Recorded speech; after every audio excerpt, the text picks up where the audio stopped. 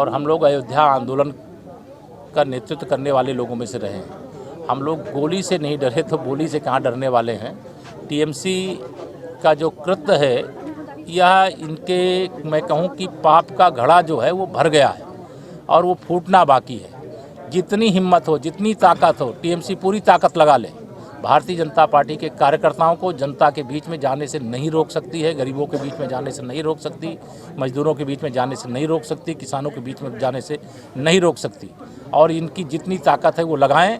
हम गुंडई का जवाब जनता की अदालत में जा कर के वोट के माध्यम से विधानसभा के चुनाव में देने का काम। यहाँ में भिक्षा विक्ति करके आप तृणमूल बोल रहा है, नौटंकी कर रहे हैं आप। देखिए, टीएमसी को पहले तो इस बात के लिए शर्म आनी चाहिए कि आप सब यहाँ पत्रकार मित्र हैं।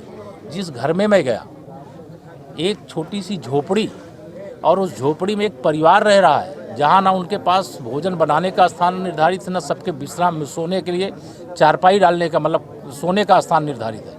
इतना दर्दनाक, इतनी पीड़ाजनक की स्थिति इस प्रदेश की जनता की जो बना करके रखा है, उसके लिए जिम्मेदार टीएमसी है। हम नौटंकी नहीं कर रहे हैं, हम जनता की सेवा का संकल्प ले रहे हैं। और पश्चिम बंगाल में ही नहीं, जब देश के लिए चुनाव लड़ रहे थे, देश से जो वादा किया उसे पूरा किया है। जिन प्रदेशों में हम चुनाव लड़े, जो वहाँ के लोगों से वादा किया उसे पूरा किया है।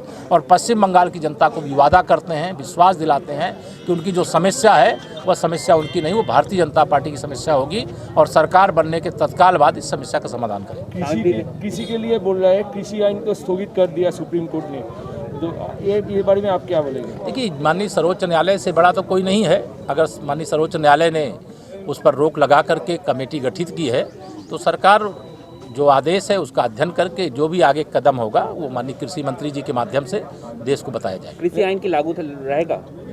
अभी देखिए, ये कहना तो ये तो कोर्ट की अवमानना हो जाएगी। अभी माननीय सर्वोच्च न्यायालय ने आदेश दिया है कि इस कानून पर रोक लगाई जाती है और एक कमेटी गठित की जाती है। किसान अपनी बात रखें। यह बात हम लगातार किसानों के लिए, अन्नदाताओं के लिए सरकार के माध्यम से कर रहे थे, लेकिन वह आंदोलन किसानों के हाथ से निकल करके भाजपा विरोधियों के हाथ में चला गया था। और भाजपा विरोधी नहीं चाहते थे किसानों का भला हो। देश के अंदर कहीं किसान आंदोलन नहीं, कुछ मुट्ठी भर लोगों को पीछे से मदद करके उसमें कई दल लगे हुए हैं, और वह दल जो मोदी विरोधी हैं, जो भाजपा विरोधी हैं, वो ये कृत्य कर रहे थे। लेकिन माननीय सर्वोच्च न्यायालय का जो भी आदेश है उसका भारतीय जनता पार्टी की सरकार पालन करेगी। विरोधी लोग बोल रहे हैं आप सिर्फ बड़े लोग के लिए दल है, इसलिए ये कृषि आइन लागू किया था, ये रोकने से आप हार गए, वो जीत गए। आपको जानकारी के लिए मैं बता दूं, इस देश के अंदर 8 करोड़ से अधिक गरीबों को प्रधानमंत्री उज्ज्वला योजना के अंतर्गत गैस के कनेक्शन दिए गए फ्री में। ये अमीरों की भलाई की गई है। इस देश में करोड़ों गरीबों को जिनके पास अपना रहने का घर नहीं था, उनको घर दिया गया। ये अमीरों के लिए किया गया है। इस देश के अंदर करोड़ों परिवारों को जिनके घर में लैट्रीन, शौचालय, पाखाना, क्या शब्द से प्रयोग करते मैं नहीं जानता हूँ यहाँ पे, वह गरीबों को उपलब्ध कराया गया। जिन घरों में बिजली नहीं पहुँची थी, प्रधानमंत्री सौभाग्य योजना से उन घरों तक बिजली पहुँचाई गई, वह अमीरों को फ़ायदा पहुँचाया गया है। इस देश के अंदर 5 लाख रुपए तक का हर गरीब परिवार इलाज करा सके, आयुष्मान भारत योजना लागू की गई। ये अमीरों को इसका फ़ायदा होगा। इस देश के हर किसान को 1 वर्ष में 6,000 रुपये सीधे भारत सरकार भेजती है, जिसमें 9 करोड़ से अधिक किसान परिवार हैं। वो गरीब हैं कि वो अमीर है, ये विरोधियों के पास भारतीय जनता पार्टी की सरकार, चाहे केंद्र में हो चाहे किसी प्रदेश में हो, कोई मुद्दा नहीं है। इन्होंने सत्ता में रहते हुए गरीबों के लिए कुछ नहीं किया, किसानों के लिए कुछ नहीं किया। जिन देश में सरकार रही तो देश के लिए कुछ नहीं किया, प्रदेशों के लिए कुछ नहीं किया। आज जनता में इनका पूरा विश्वास समाप्त हो गया। जनता भाजपा के साथ, माननीय नरेंद्र मोदी जी के साथ, कमल के फूल के साथ आ गई है। सुशासन लोग लाना चाहते हैं, सच्चा रामराज लाना चाहते हैं, जिससे ये जो भ्रष्टाचार होता है, पहले दिल्ली से 1 रुपये चलेगा तो 15 पैसे पहुंचता था जिसको मिलना है, लेकिन आज दिल्ली से अगर 1 रुपये चलता तो सीधा 1 रुपये जिसको मिलना है उस तक पहुंचाने का काम किया जाता है। भ्रष्टाचार मुक्त भारत, भ्रष्टाचार मुक्त पश्चिम बंगाल, गुंडागर्दी मुक्त देश और गुंडागर्दी से मुक्त पश्चिम बंगाल प्रदेश, सीमाएं सुरक्षित, सभी क्षेत्रों में देश ने प्रगति की है और पश्चिम बंगाल उसमें पिछड़ गया है। और जो पिछड़ गया है उसको आगे लाने का काम जो भी बकाया है भाजपा सरकार बनने के बाद, वह सब कुछ तीव्र गति से पूरा करने का काम किया जाएगा। स्वामी विवेकानंद के लिए आप राजनीति कर रहे हैं, ये अभियोग है। शायद ममता दीदी को भारतीय जनता पार्टी का इतिहास नहीं ज्ञात है।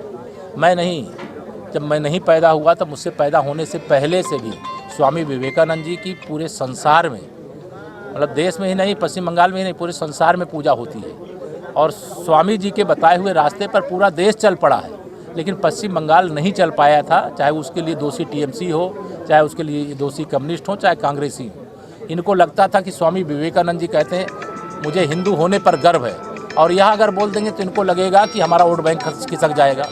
स्वामी जी ने जो भी रास्ता दिखाया है, गरीब की सेवा करना, भगवान की सेवा करना बताया है, लेकिन यह गरीब की सेवा करने की जगह गरीब का शोषण करते हैं, गरीब का खून चूसते हैं, गरीबों पर अत्याचार करते हैं, गरीबों पर जुल्म ढाने का काम करते हैं, सत्ता तंत्र का दुरुपयोग करके उनको परेशान करने का काम करते हैं। लेकिन भारतीय जनता पार्टी ऐसा कभी नहीं होने देगी, और जो लड़ाई आज हम लड़ सकते हैं, लड़ रहे हैं। हमारे कार्यकर्ताओं ने बलिदान भी दिया है, हमारे कार्यकर्ताओं को फर्जी मुकदमों में जेल भी भेजा गया है।